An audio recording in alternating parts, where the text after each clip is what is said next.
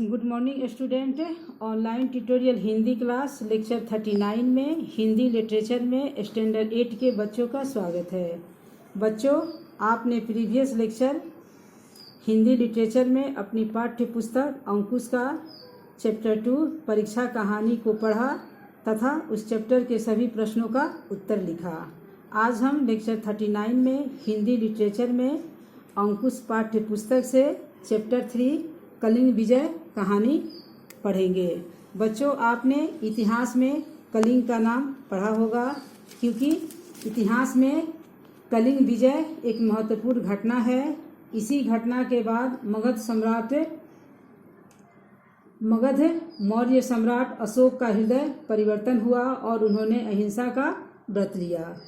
बच्चों, तो अब हम इस कहानी को पढ़ेंगे और जानेंगे कि किस प्रकार मौर्य सम्राट अशोक का हृदय परिवर्तन हुआ।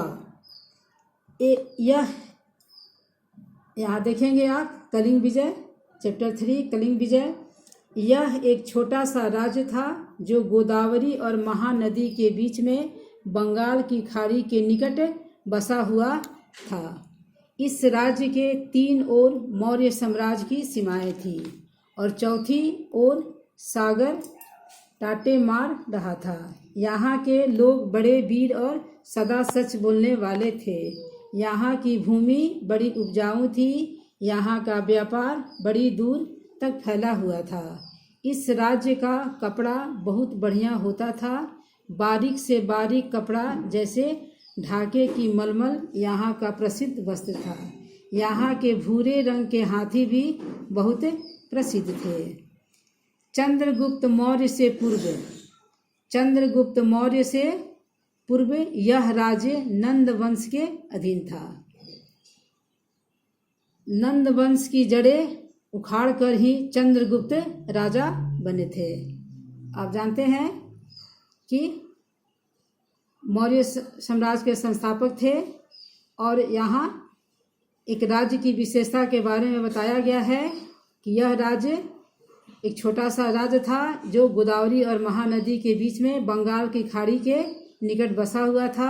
इस राज्य के 3 ओर मौर्य साम्राज्य की सीमाएं थी और चौथी ओर सागर था।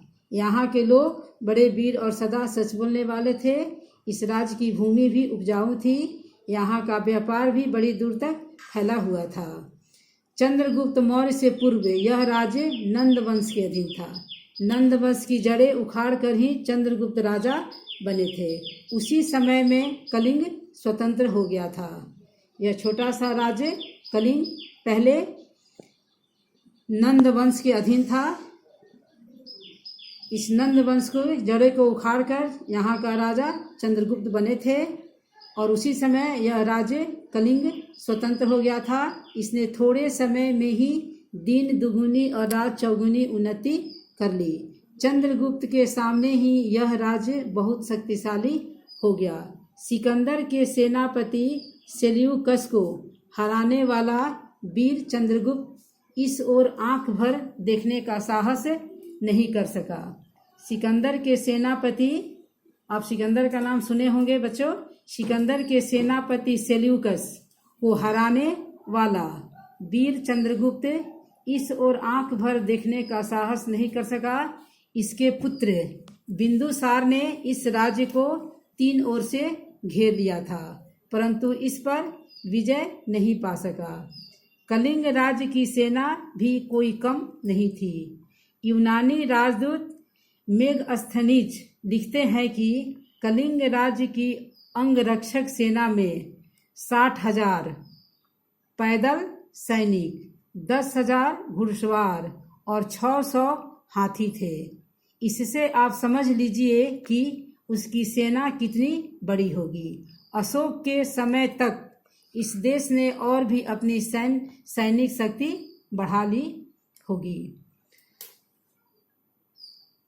बच्चों, आपने यहाँ इस चैप्टर में कलिंग विजय में आपने यहाँ पढ़ा। इस पाठ में कलिंग विजय भारत के प्राचीन इतिहास की एक महत्वपूर्ण घटना है। इस घटना के बाद मगध सम्राट अशोक का हृदय परिवर्तन हुआ। उन्होंने अहिंसा का व्रत लेकर भारत जापान, श्रीलंका तथा एशिया के कुछ अन्य देशों में अपने शांति दूत भेजे। इस पाठ में मौर्य सम्राट अशोक की वीरता का बखान किया गया है। सम्राट अशोक द्वारा कलिंग राज को भेजा गया संधि पत्र एक भयंकर युद्ध में परिवर्तित हो गया। सम्राट अशोक विजयी अवश्य हुए, परंतु असंख्य सैनिकों की मौत ने उनके जीवन को झकझोर कर रख दिया। उनके हृदय परिवर्तन ने संपूर्ण संसार में प्रेम की पताका लहरा दी। तो बच्चों, आज आपने लेक्चर 39 में इस चैप्टर में यहाँ तक पढ़ा। आगे हम इस चैप्टर को पढ़ेंगे और जानेंगे कि किस प्रकार सम्राट अशोक को इस एक छोटा सा राज्य कलिंग ने उनके जीवन को झकझोर कर रख दिया और उनके हृदय में संपूर्ण संसार में प्रेम की पताका लहरा दी। आज के लिए धन्यवाद।